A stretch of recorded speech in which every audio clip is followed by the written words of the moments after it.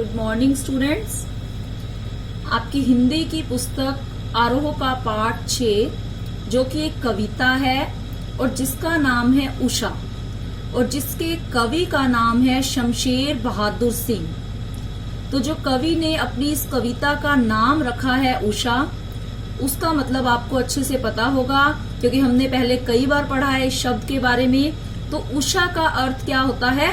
सुबह। अब देखिए, जो सुबह का जो समय होता है वो आकर्षक होता है। जो प्रातः काल का जो वातावरण होता है, क्योंकि उस समय बहुत शांति होती है, पक्षियों का चहचहाना उस समय सुनाई पड़ता है, तो प्रातः काल का दृश्य हर किसी को मनमोहक लगता है। तो इसमें कवि ने प्रातः काल के 3 दृश्यों का वर्णन किया है। अब देखिए वो 3 दृश्य कौन से हैं। पहला दृश्य सुबह का समय, लेकिन जब सूर्य उदित नहीं हुआ, कि सूर्य के उदित होने से पहले का समय। और दूसरा दृश्य कि जब अभी अभी सूर्य उदय हुआ है, कि सूर्य उदित हुआ है, क्योंकि जब सूर्य उदय होता है उसकी लाल किरणें पूरे आकाश में छा जाती हैं।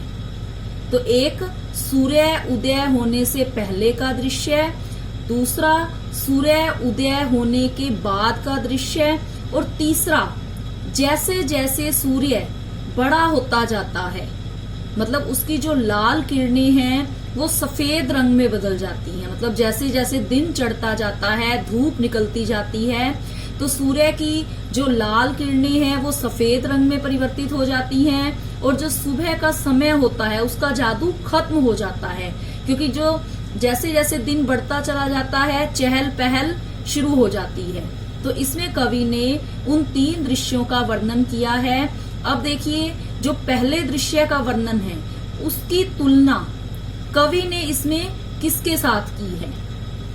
कवि इसमें कहते हैं, प्रातः नभ था बहुत नीला शंख जैसे।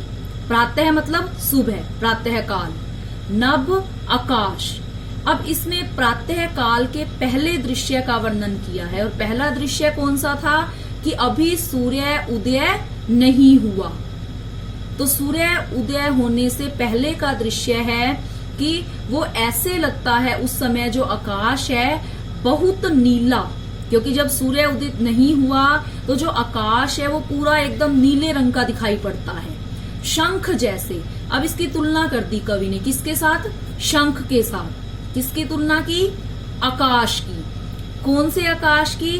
कि जिसमें अभी सूर्य उदित नहीं हुआ, तो उसका जो नीलापन है, उसकी जो नीलिमा है वो कैसे दिखती है? शंख के जैसे। भोर का नभ, क्योंकि सूर्य उदित नहीं हुआ तो कवि उस समय आकाश का वर्णन कर रहा है। भोर मतलब सुबह, नभ आकाश, कि सुबह का जो आकाश है जब सूर्य उदित नहीं हुआ, राख से लिपा हुआ चौका अभी गीला पड़ा है। आपको पता होगा कि जब पहले के समय में जो कच्चे घर हुआ करते थे, जब पक्के फर्श नहीं होते थे, कच्चे घर होते थे, तो उनकी लिपाई पुताई जो थी वो राख और गोबर वगैरह से जो मिलाकर की जाती थी, तो उसको कहते थे राख से लिपा हुआ चौका, जो अभी गीला पड़ा है। मतलब गीला पड़ा है कि उसमें अभी नमी है। इसी तरह से जो सुबह का जो आकाश है, एक तो वो नीले शंख की तरह है, और दूसरा किस प्रकार दिखाई देता है? जैसे कि राख से लिपा हुआ चौका हो। और इसमें कवि ने स्पष्ट रूप से कहा कि अभी गीला पड़ा है, क्योंकि अभी उसमें जैसे एकदम से अंधकार छटता है, सुबह होती है, तो रात की जो ओस होती है वो भी आकाश में होती है, तो गीला पड़ा है मतलब नम पड़ा है। तो कवि ने इसमें प्रातः काल के उस दृश्य का वर्णन किया है जब सूर्य उदित नहीं हुआ तो आकाश कैसा दिखता है? नीले शंख जैसा, और जैसे राख से लिपा हुआ कोई चौका हो, कि जैसे अभी वो गीला हो, मतलब अभी भी उसमें वो नमी भरी हुई थी। अब दूसरे स्टैंजे में कवि ने प्रातः काल के दूसरे दृश्य का वर्णन किया है। मैंने पहले ही आपको बताया है कि इस कविता में प्रातः काल के 3 दृश्यों का वर्णन किया गया है। पहला, सूर्य उदित होने से पहले की अवस्था, दूसरा कि अभी अभी सूर्य उदित हुआ है, कि अभी जो उसकी किरणें हैं लाल रंग की वो अपनी लालिमा को सारे आकाश में फैला रही हैं। और तीसरा कि जब सूर्य की लाल किरणें जैसे जैसे दिन चढ़ता चला जाता है, धूप तेज होती चली जाती है, वो लाल रंग सफेद रंग में बदल जाता है। तो अब इसमें दूसरे स्टैंजे में कवि ने दूसरे दृश्य का वर्णन किया है कि जब सूर्य उदित होता है, जब सूर्य उदित होता है हम उसको कह सकते हैं बाल सूर्य। तो कवि ने देखिए उसकी तुलना किसके साथ की है, बहुत काली सिल जरा से लाल केसर से कि जैसे धुल गई हो। तो इसमें जैसे सुबह का जो आकाश होता है, जो सूर्य उदित होने से पहले का जो आकाश है वो नीला काला है, क्योंकि रात का अंधकार छटता है, तारे अभी होते हैं, सूर्य अभी निकला नहीं है, तो उसको कह दिया कि ये काला नीला आकाश है। तो जब उसमें सूर्य उदित हुआ, धीरे धीरे उसकी लाल किरणें आकाश में फैलती चली गई, तो जो लाल रंग था और जो काला रंग था एक तरह से मिक्स सा होता चला गया। तो कवि ने उसकी तुलना की है बहुत काली सिल। सिल क्या होता है? पत्थर। कि पहले के समय में मतलब जो मसाले वगैरह बनाए जाते थे वो पत्थर पर उन्हें रगड़ा जाता था, काले रंग के पत्थर पर उसे रगड़ा जाता था। आजकल तो काफी तरह की जो मशीनों का प्रयोग होने लगा है, लेकिन पहले मसालों को उस पर रगड़ कर तैयार किया जाता था।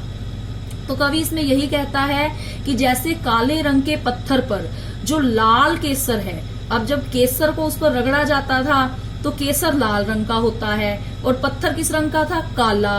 तो लाल केसर के रगड़ने पर वो लाल काला सा एक तरह से मिक्स हो जाता है, तो ऐसे लगता है कि वो जो पत्थर है ना वो लाल रंग से धो दिया गया हो। तो ऐसे ही कवि ने आकाश को क्या कहा है? काला पत्थर। और जो सूर्य की लाल किरणें हैं उसको क्या कहा है? लाल केसर। कि जब वो नीला काला आकाश है पत्थर के समान, और उस पर जैसे सूर्य उदित हुआ, बाल सूर्य, जब उसकी किरणें लाल थी, धीरे धीरे वो आकाश में फैल रही थी, तो ऐसे लग रहा था कि जैसे काले पत्थर पर किसी ने लाल केसर को रगड़ दिया हो, कि वो उससे पूरी तरह से धुल गया हो। एक बार फिर से देख लीजिए कि जैसे काले रंग का पत्थर होता है, तो इसमें काले रंग का पत्थर किसको कहा है? आकाश को। और लाल केसर को काले पत्थर पर रगड़ा जाता है, मतलब जब सूर्य की लाल किरणें हैं, जब वो आकाश में छा जाती हैं, धीरे धीरे उसकी रोशनी तेज होती है, ऐसे लगता है काले रंग के पत्थर पर किसी ने लाल केसर उस पर रगड़ दिया हो। फिर आगे है स्लेट पर। अब स्लेट भी देखिए कौन से रंग की होती है? काली।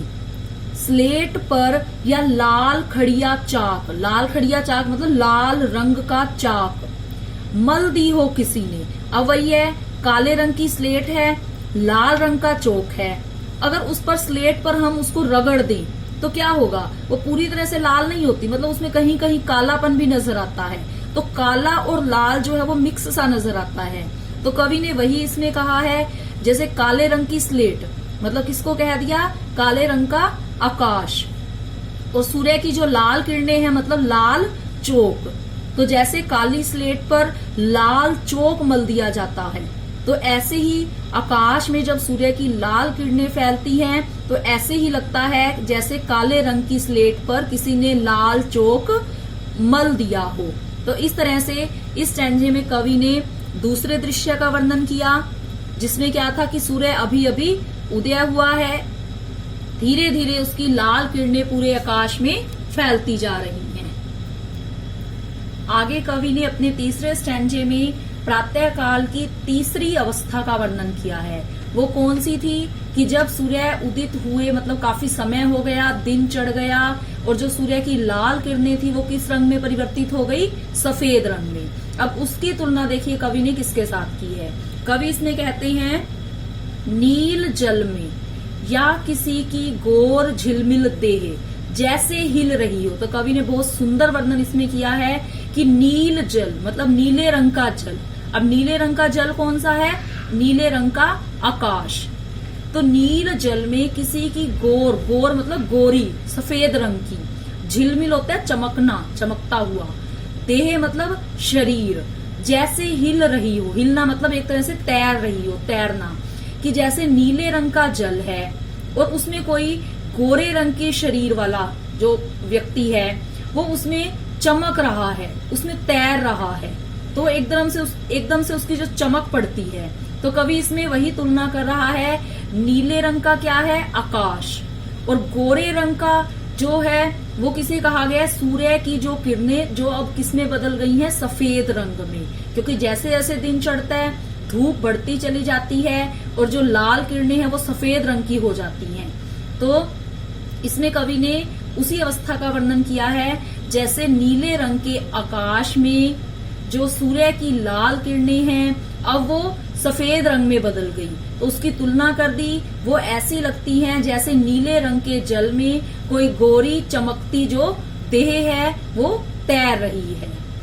और अब कवि इसमें और शब्द का प्रयोग कर रहा है। अब उसने 3 अवस्थाओं का तो वर्णन कर दिया, लेकिन वही है ना, जो प्रातः काल की अवस्था होती है वो आकर्षक होती है, वो मनमोहक होती है। लेकिन जो कवि ने तीसरी अवस्था बताई है, जब दिन चढ़ गया, मतलब सूर्य की जो लाल किरणें थी वो सफेद हो गई, मतलब कि धूप बढ़ती चली जाती है, तो कवि कहता है कि इसके साथ में क्या होता है? जादू टूटता है, कि जादू टूट जाता है। अब कौन सा जादू टूट जाता है? इस उषा का, उषा मतलब सुबह का जो समय है वो जादू भरा होता है। अब सुबह के समय को जादू भरा क्यों कहा? क्योंकि वो आकर्षक होता है। उस समय चारों तरफ शांत वातावरण होता है, तो व्यक्ति का मन भी शांत रहता है। इसलिए कहते हैं ना कि प्रातः काल की मतलब सैर करने के लिए भी कहा जाता है, क्योंकि उस समय जो शांत वातावरण है वो हर किसी को मनमोहक लगता है। तो लेकिन कवि इसमें तीसरे दृश्य के बाद बता रहा है कि जादू टूटता है, कि जो सूर्य का या जो प्रातः काल का जादू है वो टूट जाता है, क्योंकि सूर्य की लाल किरणें किस में बदल चुकी हैं? सफेद किरणों में, मतलब दोपहर हो जाती है।